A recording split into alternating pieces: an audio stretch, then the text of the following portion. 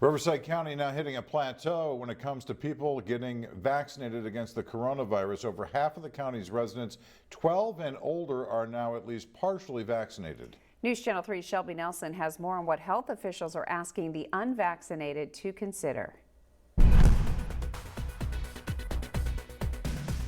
An empty curative vaccine clinic. The Indio Fairgrounds once bustling with people waiting for their vaccine, now mainly just full of staff members.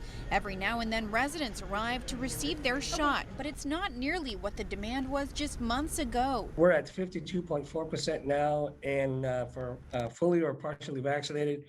And fully vaccinated, we're at 44.4%. Riverside County reached a pivotal milestone early June. More than half of its residents had at least one shot. We are using our mobile teams to target neighborhoods and communities, but it's going to be, instead of thousands a day, it'll be in the hundreds a day. Hard to think that at a time appointments were difficult to come by. Now county spokesperson Jose Arbayo says numbers are mirroring state and national trends, with administered vaccines falling. I didn't really want to get vaccinated. 15-year-old Jose Gonzalez received his second shot of the Pfizer vaccine.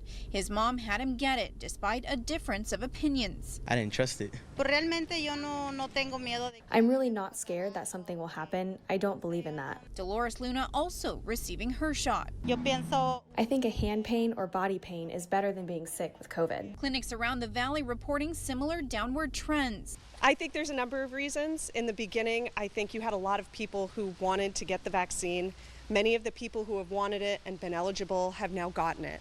So now we're looking at people who maybe aren't really sure if they'd like to get the vaccine. There are also people who maybe haven't prioritized it. Over at Desert Oasis Healthcare in Palm Springs, Lindsay Valenzuela says they've seen a drop even from just a month ago.